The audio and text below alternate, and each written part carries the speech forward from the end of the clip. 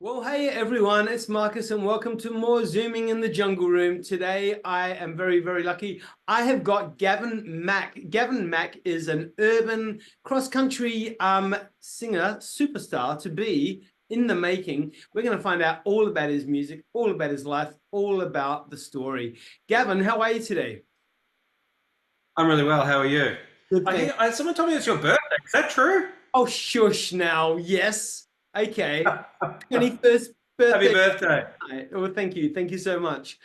Um, how are you? Like you've just brought out a brand new single, and it is Yeah. called Sideswiped. I've been listening to it today. It's actually a killer, smashing song. Congratulations on that. Thank you so much. How's it been received? Yeah. Look, it's been received really well. It's I guess it's early days for me. I released a few singles last year, kind of just from getting a crawl to walk to kind of running pace in 2023, and Sideswiped and an album on the way later in this year, a kind of like the jogging pace, let's call it, and Sideswiped has been received really well. It's got added to ABC Country, Kicks FM, amongst many other great regional and community stations. And so I've been really happy with how it's been received. It's a really cool single. Like I said, I've loved it today. Um, but so that there's Thank you. obviously that imminent album coming out, and that's going to be this year, is it? Yeah, in September, I think on the 5th. Okay, that's not far away. Can we talk about the album title yet? Oh, Okay, the album title is "Make You Feel." The album title is "Make You Feel," which is the title track from the album. so the other three songs that you released in 2023, which were Getaway, Live Your Life, and Bushfire, are they on the album as well? They are, yeah. So, yeah, I think Sideswiped is, a taste of a little less than 50% of the album, with the rest out in coming weeks and obviously to September. And of course, I know that you're doing a couple of little shows here and there. You know, I think you've just done a couple of shows already. 22nd of June was the last one. I think you've got one more coming up at the beginning of July. After that, once the album comes out, you're going to be doing a full Australian tour. I don't know whether I'll do full Australian tour, but the plan is certainly East Coast, so Melbourne, Sydney, Brisbane, and regional centres. And I'm just in the process of putting those shows together at the moment, and really looking forward to touring the album and getting out to meet as many people as possible and playing lots of gigs, which is a big part of what this is all about. Performing and getting to meet people along the way. Well, Gavin, I mean, look, I'm in Adelaide, South Australia, obviously. So, I mean, don't you forget about us because you know what? We will Ah, no, no, no. soak you up over here. If there's an opportunity to play in Adelaide, my friend, I am there. Okay, I think you need to go to the Gov. The Gov in Adelaide would absolutely suit you to a T. Let's hook it Yeah, up. okay. Well, in fact, you know what? I'm going to look it up straight after I get off this call. Do it. I know the Gov, actually. I know the Gov. I've been to the Gov. So, Yes. yeah, so I definitely need to be finding my way to Adelaide. So, out of the four singles that you got so far, I mean, obviously you've got a lot more because you're about to bring out the album. But the four singles that we've been privy to as an audience, you know, Sideswiped and the other three that I just mentioned, have you got one of those songs that you really resonate with? That, you know, one of them that you're most proud of, possibly? Yeah, look, all for different, they're all my babies, so I'm proud of them for different reasons. But Sideswiped was, I got received a songwriting award for Sideswipe from the Tamworth Songwriters Association earlier this year, which I was really pleased with because I felt like there was a richness in that song that I'd kind of, managed to capture and to have it received, I guess, by a songwriting community was in a similar light to how I see it was really nice. And so yeah, I guess it's probably that one for me.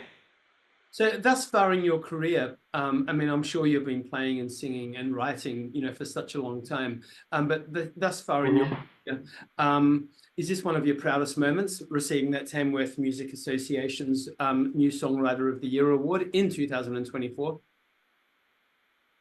Yeah, yeah, definitely. Yeah, it's definitely one of my proudest moments.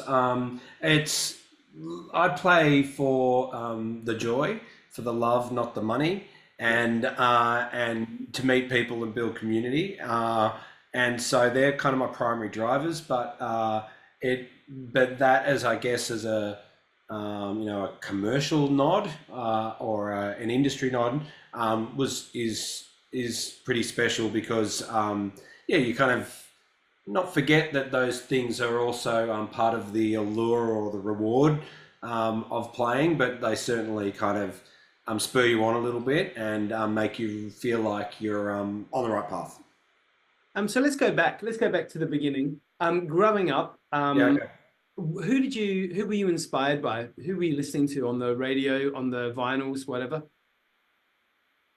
Well, a lot of my immersion in music, I guess, was through my parents, like most people, right? And they were listening to anything on commercial radio in the 80s, right? And so, if I went right back, I was listening to a lot of Australian music and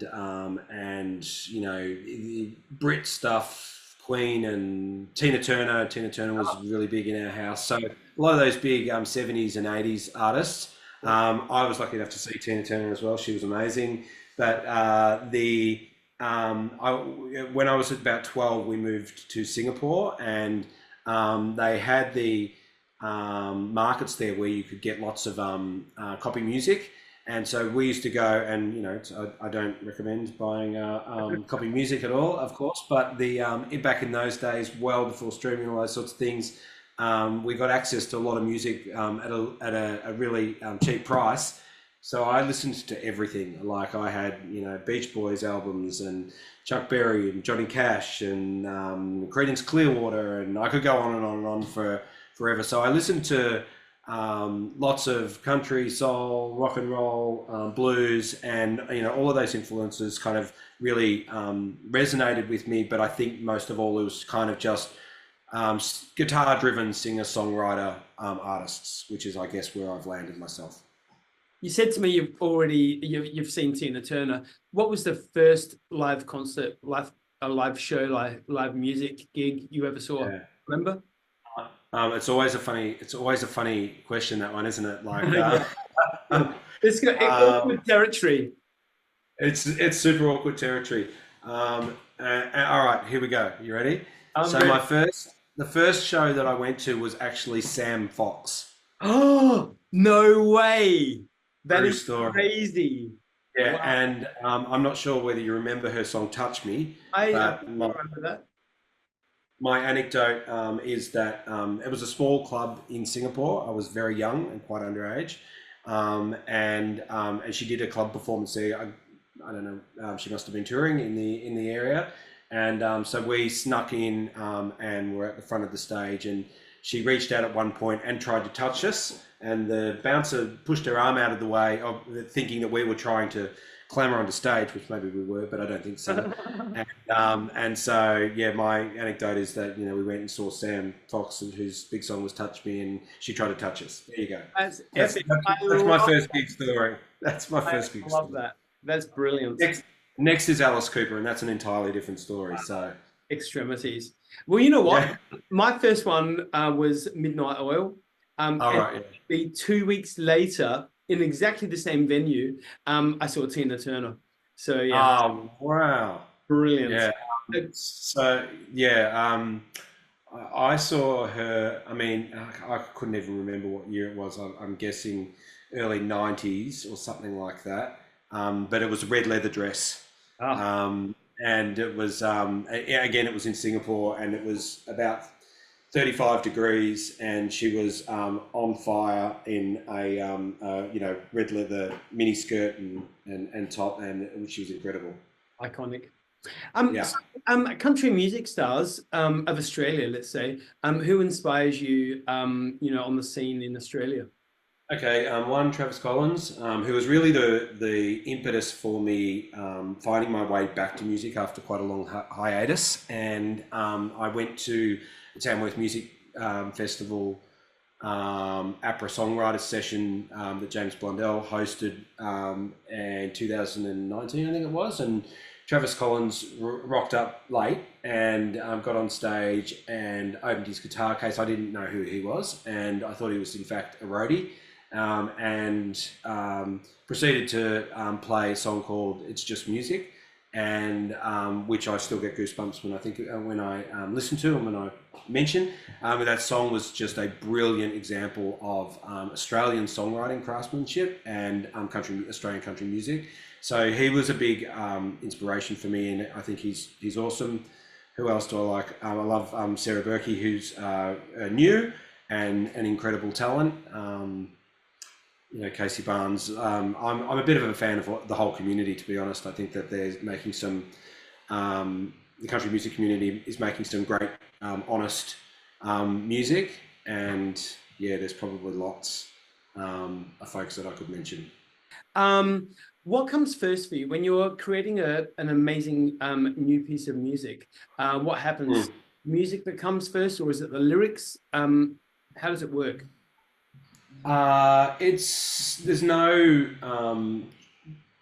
tried and true method, as in sometimes I'll write songs when I'm walking to the train, as in the lyric and the melody will sort of come to me, and I'll pull out my phone and record it without any instrumentation, and hum along, I guess, the melody, the instrumentation underneath the lyrics and the lyrical melody. So it can be as simple as that. Other times I'll sit down with a guitar and something will occur to me and I'll pursue it. Often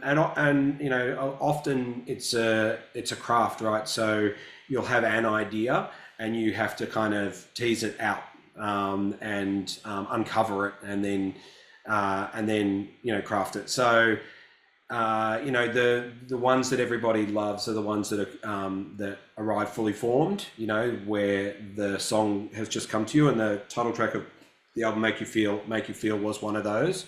I wrote it start to finish in 4.5 minutes, and but that's kind of the exception rather than the norm. It's usually a process and an industry that goes into crafting the end product that we share.